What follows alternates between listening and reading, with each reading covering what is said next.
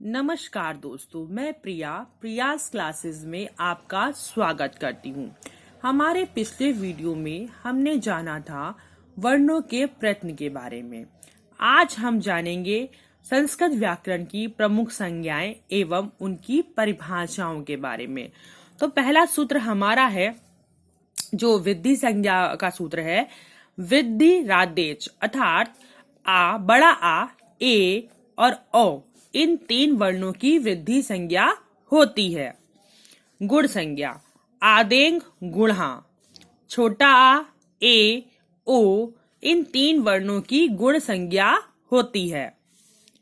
संयोग संज्ञा हलो अंतरा संयोगा, अर्थात जब दो या दो से अधिक व्यंजन जिनके बीच में कोई स्वर ना हो उसे संयोग कहते हैं, जैसे पुष्प, अग्नि, राष्ट्र, बुद्धि आदि।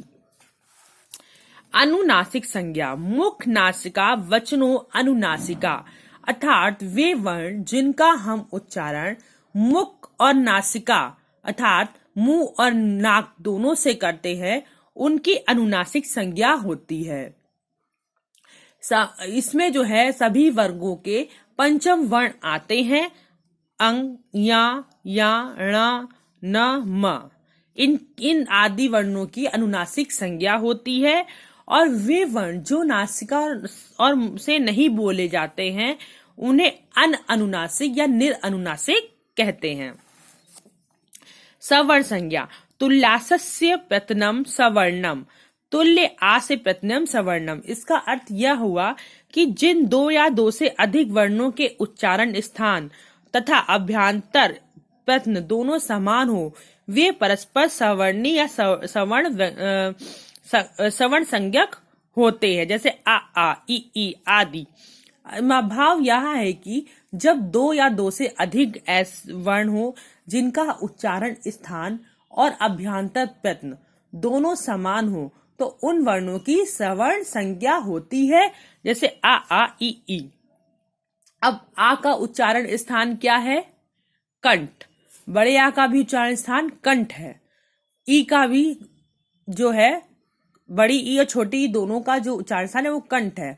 लेकिन आ और आ में ये समानता है कि इनके कंठ के साथ इसका जो और इनका जो अभ्यांतर प्रत्यय है वो क्या है? विवृत है। तो यहाँ पे दोनों का समान होने के कारण इनकी सवर्ण संज्ञा होगी।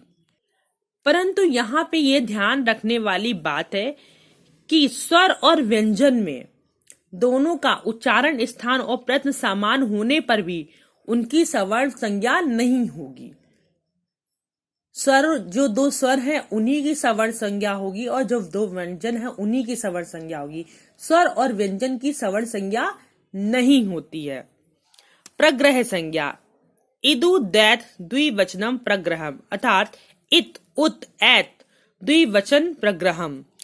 द्विवचनांत ई, उ, ए की प्रग्रह संज्ञा होती है। वे वचन जो द्विवचन के अंत में अगर ई, उ, ए होता है तो उनकी प्रग्रह संज्ञा होती है, जैसे हरि एतो, गंगे अम, विष्णु इमो, अग्नि इति।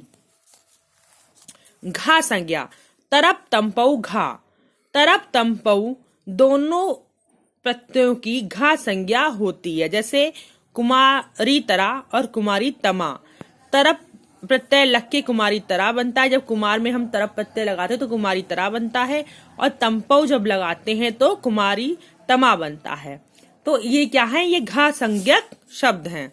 निष्ठा संज्ञा, निष्ठा संज्ञा का सूत्र है कत कत्वतु निष्ठा, अर्थात कत तथा कत्वतु इन दोनों प्रत्ययों की निष्ठा संज्ञा होती है।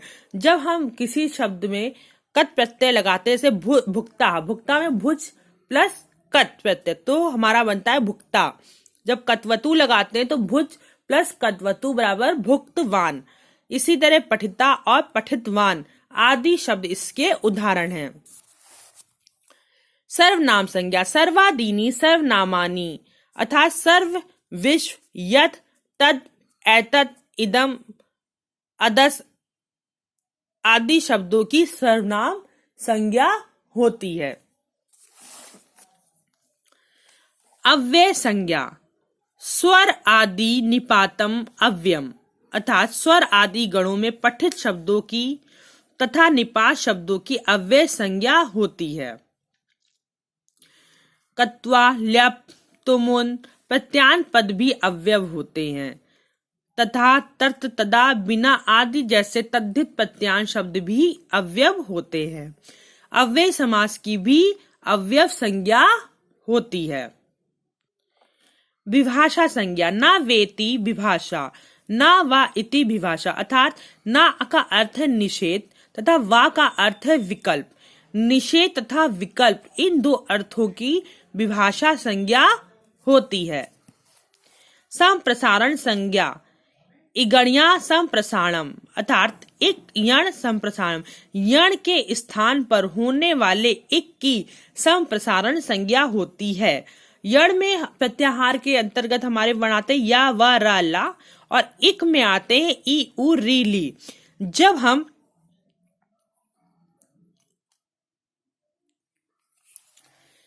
यहाँ पे यच प्लस कत बराबर इष्टः, व प्लस कत बराबर उपतः, अतः इनकी संप्रसारण संज्ञा होती है। तो दोस्तों आज का वीडियो हम यहीं पे समाप्त करते हैं। आगे की परिभाषाओं के बारे में हम अपने अगले वीडियो में जानेंगे। तब तक के लिए धन्यवाद। और अगर आपको वीडियो पसंद आया है तो इस वीडियो को लाइक कीजिए, सब्सक्राइब कीजिए और शेयर कीजिए।